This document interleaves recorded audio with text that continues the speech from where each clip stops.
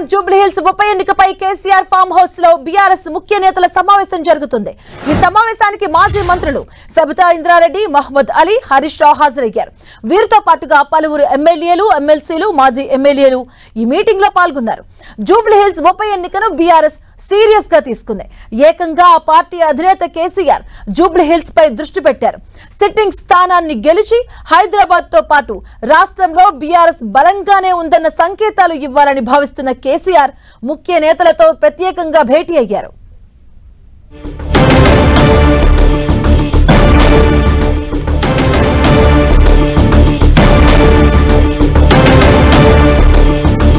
జూబ్లీహిల్స్ ఉప ఎన్నికపై KCR farm house లో BRS ముఖ్య నేతలతో సమావేశం జరుగుతుంది. ఈ సమావేశానికి మాజీ మంత్రులు సబితా ఇంద్రారెడ్డి, అలాగే మహమ్మద్ అలీ, హరీష్ రావు హాజరయ్యారు. వీరితో పాటుగా మాజీ మంత్రులు, ఎమ్మెల్యేలు, ఎమ్మెల్సీలు, మాజీ ఎమ్మెల్యేలు కూడా హాజరయ్యారు.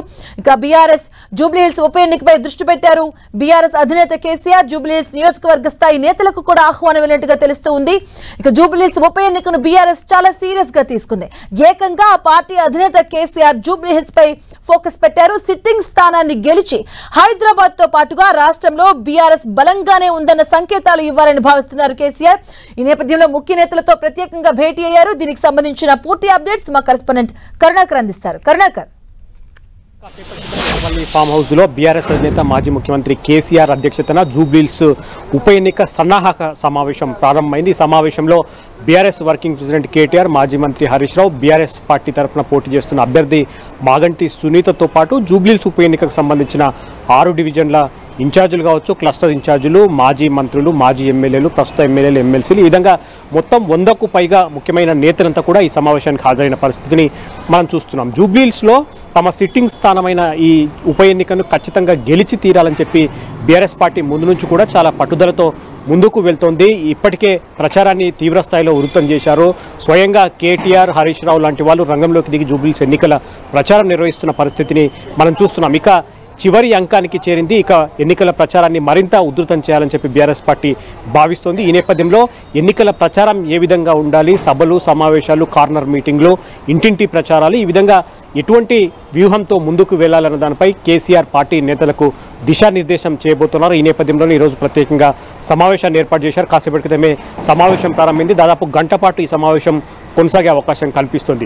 ఇక కేసీఆర్ కూడా రంగంలోకి దిగబోయే పరిస్థితిని మనం చూస్తున్నాం. స్టార్ క్యాంపెయినర్ లిస్టులో కేసీఆర్ పేరు కూడా మొదటి పేరే కేసీఆర్ పేరు ఉంది. కాబట్టి కేసీఆర్ కూడా ఎన్నికల ప్రచారానికి రావాలని చెప్పి ఇప్పటికే కేటీఆర్, హరీష్ రావు కేసీఆర్కి విజ్ఞప్తి చేశారు. ఆయన కూడా అందుకు సమ్మతించినట్టు తెలుస్తోంది. ఈ నేపథ్యంలో కేసీఆర్ ప్రచారానికి ఏ విధంగా వస్తారు, ర్యాలీలో పాల్గొంటారా, లేకపోతే పార్టీ వర్గాలు చెప్తున్నట్టు ఆయన వచ్చే నెల 9న పార్టీ ప్రచార చివరి సభలో ఆయన పాల్గొంటారన్న దానిపై కొంత ఉత్కంఠ నెలకొన్న పరిస్థితి కనిపిస్తోంది. కాసేపట్లో దీనిపై కూడా క్లారిటీ వచ్చే అవకాశం కనిపిస్తుంది. ఇక మనం చూసాం కాసేపటి క్రితం, చాలా రోజుల తర్వాత విజువల్లో చూస్తే కేసీఆర్ చాలా యాక్టివ్గా కనిపిస్తున్నారు. చాలా రోజుల తర్వాత ఆయన పార్టీ కండువా, గులాబీ కండువా వేసుకొని ఈరోజు పార్టీ సమావేశంలో పాల్గొన్నారు. పార్టీ సమావేశానికి వచ్చిన వాళ్ళందరినీ కూడా పేరు పేరున పలకరించడంతో పాటు వారి యోగక్షేమాలు కూడా కేసీఆర్ కనుక్కున్న పరిస్థితిని మనం చూస్తున్నాం. కాబట్టి కేసీఆర్ చాలా యాక్టివ్గా ఉన్న నేపథ్యంలో బీఆర్ఎస్ పార్టీ వర్గాలు కూడా చాలా ఆనందం, సంతోషం వ్యక్తం చేస్తున్న పరిస్థితి. అంటే గ్రేటర్ లో ఎమ్మెల్యేల బలం మాకుందని బీఆర్ఎస్ గట్టిగా చెబుతుంది. అది చూసుకుంటే సికింద్రాబాద్ అక్కడ చూసుకుంటే అక్కడ బెడ్స్ కొట్టింది. సో అక్కడ జరిగిన తప్పులు ఇక్కడ జరగకుండా ఎలాంటి ప్రణాళికతో ముందుకెళ్ళబోతున్నారు?